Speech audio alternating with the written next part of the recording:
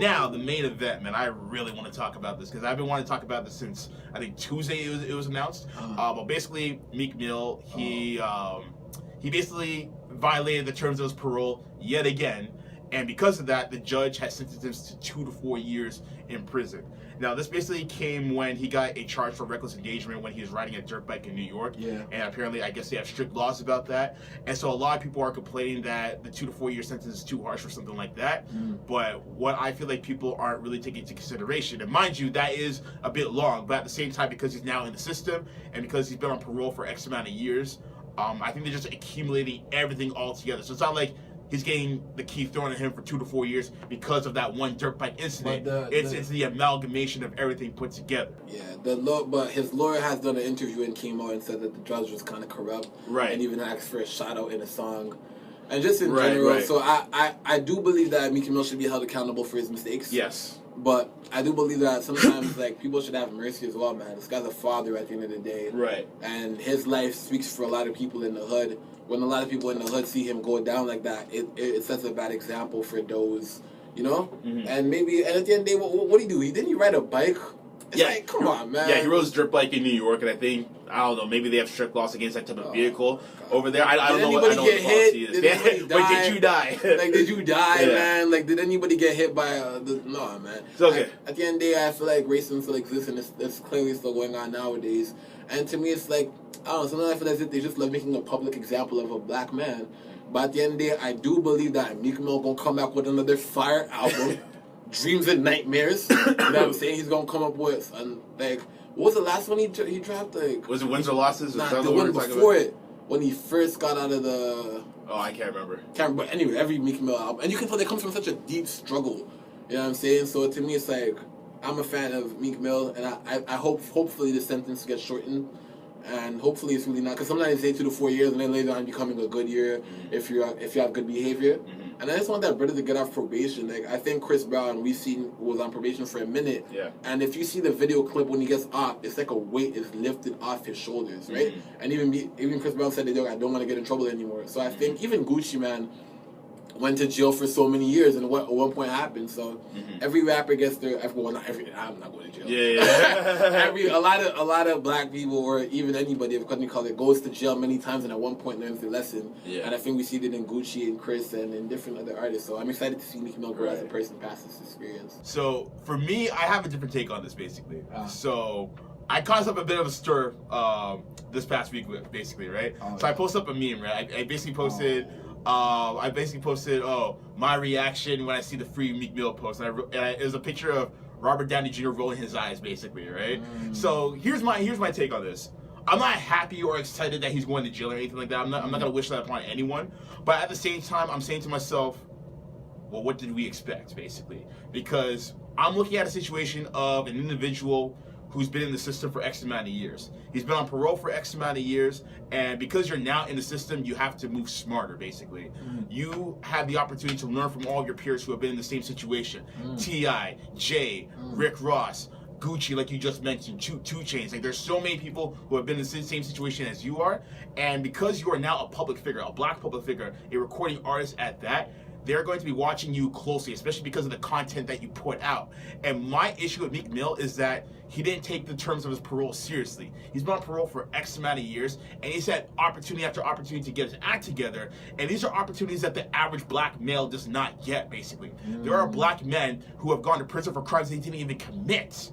But because Meek Mill is a high-profile celebrity, a platinum-selling recording artist, he is given certain leniences. Now, I do agree that based on what I've heard in my research on this judge, what have you, she was kind of using her power partially, essentially, right? Yeah. But then my retort to that is, if you're aware that this judge is biased, and this is more towards the lawyer, not necessarily Meek Mill, but if you are aware of the fact that that the judge is biased against Meek Mill, then you, as his attorney, should appeal this to the district attorney's office to get a new judge be instated to preside over the court proceedings, so that you can have an impartial and fair trial in regards to his probation hearings.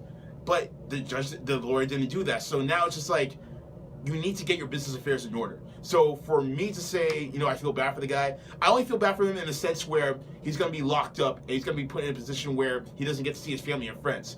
But from a business perspective and just from an adult's perspective, It's like, you gotta again? move smarter. You know what I mean? Like, and like you just said, he got out of jail like what, a year ago as well, or something like that. So like that shows me that you haven't really learned from your past mistakes. Like I always say this: if you do something the first time, it's a mistake. You do it the second time, it's a choice. You know what I mean? And he chose not to take his whole parole proceeding seriously. Now, 2 to 4 years, yeah, it's excessive. I get it. But the whole point of the matter is, you are now in the system, so you have to move a lot smarter. It shouldn't be like that, but you gotta play the game. My only beef is that, and it has nothing really to do with Meek, it's about the people who are supporting me, like hardcore supporters, and not even looking at it from the other side of the grass. Yeah. They're trying to compare a situation.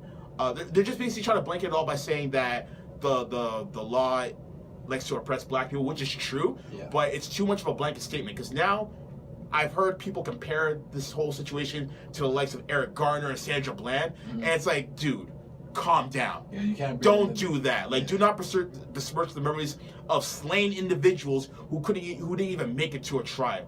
This guy is getting corporate proceeding after corporate proceeding. These guys were killed in cold blood. You can't compare the two.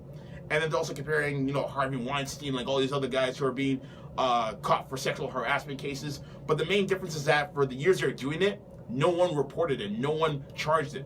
Therefore, they were not in the system. So it's a completely different situation.